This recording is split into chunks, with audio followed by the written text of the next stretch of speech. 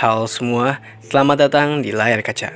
Di video kali ini saya akan menceritakan alur cerita film Escape from Pretoria. Ada yang udah pernah nonton film ini belum? Kalau yang belum nonton, film ini terinspirasi dan dibuat berdasarkan kisah nyata dari seorang penulis bernama Tim Jenkins. Jadi film ini menceritakan tentang Tim dan temannya yang berusaha untuk kabur dari penjara yang penjagaannya sangat ketat. Mereka dipenjara karena memberontak mengenai ketidakadilan orang-orang kulit putih terhadap orang-orang kulit hitam. Jadi, apakah mereka akan berhasil keluar dari penjara dengan keamanan ketat ini? Maka dari itu, siapkan posisi rebahan atau duduk ternyaman kalian dan inilah Escape from Pretoria.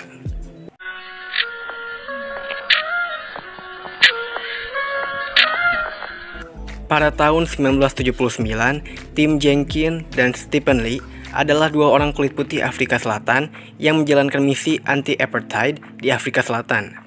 Karena ketahuan saat menjalankan misi, mereka akhirnya ditangkap dan diadili. Tim dijatuhi hukuman 12 tahun penjara dan Lee dihukum 8 tahun penjara. Di gedung pengadilan, Lee mencoba melarikan diri lewat jendela tetapi tidak berhasil dan ditangkap kembali.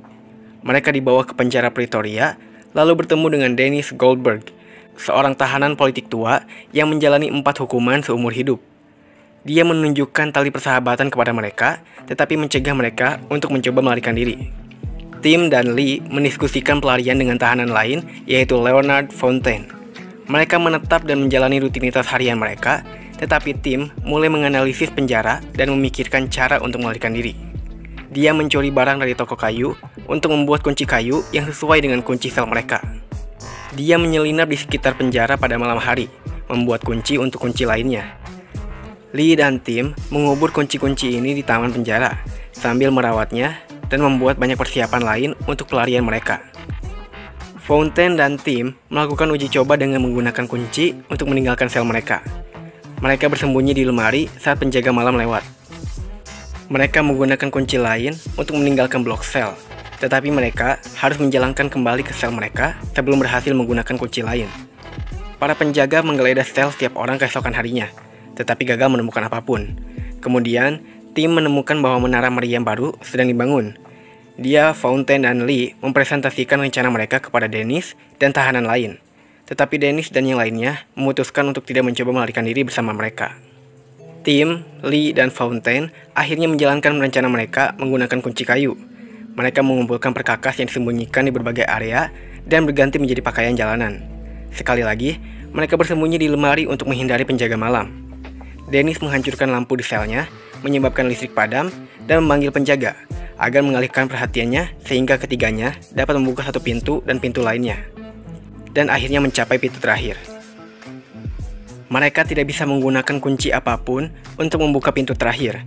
Tetapi Fountain membukanya dengan menggunakan pahat dan obeng secara paksa yang membuat suara bergema sampai terdengar ke koridor. Mereka meninggalkan penjara dengan hati-hati dan mencari taksi untuk membawa mereka keluar dari Pretoria. Sebelum kredit, kita dapat mengetahui bahwa mereka mencapai London melalui Mozambik dan Tanzania.